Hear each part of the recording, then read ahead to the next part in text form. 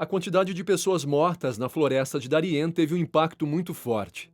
Eles estão se deparando com uma realidade completamente diferente de que lhes fizeram acreditar há alguns meses. As pessoas têm que dormir nas calçadas porque não há mais espaço. Os Estados Unidos, um país que acolheu milhares de imigrantes, em maio estava acolhendo cerca de 10 mil pessoas por dia. Sim, você ouviu direito, 10 mil pessoas por dia. Como isso afeta um país norte-americano? Quem chega a esse lugar também tem a oportunidade de viver o sonho americano. Como Nova York está lidando com essa situação? Neste vídeo analisamos a crise migratória no estado de Nova York. O prefeito de Nova York, Eric Adams, declarou estado de emergência quando os abrigos começarão a lotar à medida que um grande número de imigrantes, a maioria dos quais cruzou a fronteira a partir do Texas ou do Arizona, chegava de ônibus em Nova York. A cidade até mesmo montou uma tenda gigante na ilha de Randalls por quase um mês para expandir as opções de acomodação. A Big Apple está enfrentando uma crise migratória sem precedentes, de acordo com o comunicado da prefeitura. Se os solicitantes de asilo continuarem entrando no ritmo atual, a população total no sistema de acomodação será incrível no próximo ano, alertou. As autoridades locais disseram que esse é um número sem precedentes nos abrigos da cidade. Em Nova York, academias, abrigos e hotéis ficarão lotados de milhares de imigrantes, alguns a poucas quadras da sede das Nações Unidas. Para o prefeito da cidade, Eric Adams, a crise migratória é um problema global que requer uma busca séria por soluções comuns. De acordo com Adams, mais de 10 mil imigrantes chegam a cada mês à Big Apple, que criou abrigos adicionais para acomodar os recém-chegados. A maioria deles vem de outros estados, especialmente da fronteira do Texas, em ônibus e voos organizados pelo governador republicano Greg Abbott. A imigração é um dos temas mais polêmicos na política polarizada dos Estados Unidos, como forma de controlar o número de tentativas de cruzar ilegalmente a fronteira do México. Quais são as consequências do aumento do número de imigrantes nos Estados Unidos? Após a posse de Joe Biden, ele abriu a fronteira com certos requisitos, o que levou muitos grupos de imigrantes a decidir cruzar para os Estados Unidos. Grande parte deles chegou pelo Texas, onde muitos foram recebidos, depois levados de ônibus para os estados santuários. Antes de continuar, não se esqueça de dar um like no vídeo, se inscrever no canal e ativar o sininho para não perder os próximos vídeos. Hostilidade e barreiras de todos os tipos são o que enfrentam alguns imigrantes fora de certas cidades e condados dos Estados Unidos, conhecidos como uma nação de imigrantes e o lugar que mais os acolheu, com mais de 40 milhões de imigrantes em seu território. No entanto, ainda existem estados nos Estados Unidos que decidiram se orgulhar de uma política de portas abertas para que imigrantes latino-americanos de todo o mundo continuem chegando aos Estados Unidos. Tanto é assim que, nos últimos anos, os Estados Unidos criaram as cidades santuárias, que são locais com políticas destinadas a limitar a cooperação ou participação do governo federal na aplicação das leis de imigração, protegendo assim os imigrantes indocumentados de uma possível detenção e deportação. Uma cidade santuária, às vezes até mesmo um estado, é uma jurisdição que declara publicamente sua intenção de não fazer cumprir as leis relativas à detenção e deportação de pessoas que entram ilegalmente no país, mas sim protegê-las e oferecer acesso a benefícios sociais e outros privilégios da cidadania americana.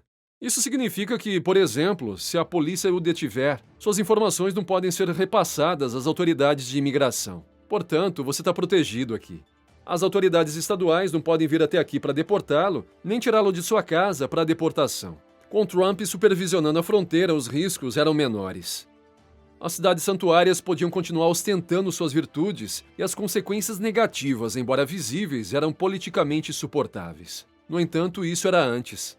Hoje, com Biden na Casa Branca e seu secretário de Segurança Nacional, Alejandro Mayorkas, encarregado do controle de fronteira, tudo mudou. A consigna é que todos que queiram possam entrar, abrindo a fronteira para todos os imigrantes. Principalmente porque os estados conservadores na fronteira, cansados de terem que enfrentar sozinhos o problema criado por Washington, começarão a usar uma medida muito inteligente. Ônibus e veículos de transporte fretados levavam imigrantes ilegais para estados e cidades que o protegiam, especialmente para a capital federal, Washington. Como se dissessem, querem imigrantes ilegais? Pois aqui os tem.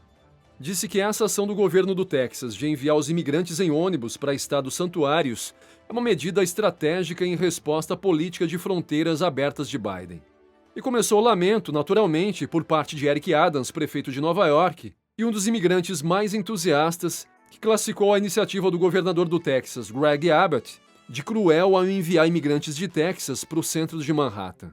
Vários imigrantes ilegais chegaram a Big Apple, um aumento sem precedentes, segundo Adams, que pediu sem sucesso a intervenção do governo federal. A mesma situação ocorreu em Washington, D.C., onde a prefeita Muriel Bowser alertou sobre o grave influxo de imigrantes indocumentados e também invocou em vão o governo federal. Há alguns meses, o governador Abbott enviou mais imigrantes ilegais para Washington. Bowser suplicou à Guarda Nacional que interviesse para ajudar a evitar uma crise humanitária prolongada na capital de nossa nação, como resultado da chegada diária de imigrantes que precisam de assistência. Mais de 2 milhões de imigrantes foram detidos na fronteira entre os Estados Unidos e o México no ano passado, um número recorde que preocupou o governo de Joe Biden. Mais de 2 milhões de imigrantes foram detidos na fronteira entre os Estados Unidos e o México no ano passado, um número recorde que preocupou o governo de Joe Biden. De acordo com os dados da Alfândega e Proteção de Fronteiras dos Estados Unidos, a maioria das pessoas que tenta cruzar a fronteira a pé são venezuelanos, nicaragüenses e cubanos. De acordo com um relatório publicado pelo New York Post, os americanos estão tomando a decisão de deixar a cidade em busca de outros destinos devido ao aumento da insegurança, falta de moradia e abuso de substâncias ilícitas. Os comentários do New York Post afirmam que muitas pessoas preferiram ir para o norte do Canadá em busca de melhores oportunidades em um lugar com menos violência, falta de moradia e abuso de substâncias ilícitas. Apesar das ações do prefeito Adams para tentar reduzir a insegurança, os crimes graves aumentaram 4,1% em relação ao ano anterior, com 10.067 denúncias de acordo com as estatísticas do Departamento de Polícia de Nova York. Nova York apresenta ao mundo uma situação de imigração sem precedentes. Nas últimas semanas, centenas de solicitantes de asilo, acampados em frente ao elegante Hotel Roosevelt, no centro de Manhattan, chamaram a atenção novamente para a crise migratória que a cidade enfrenta há mais de um ano. A situação se estende além de Massachusetts. Sob pressão legal, o gabinete do prefeito de Nova York encontrou abrigo para os recém-chegados que viviam nas ruas.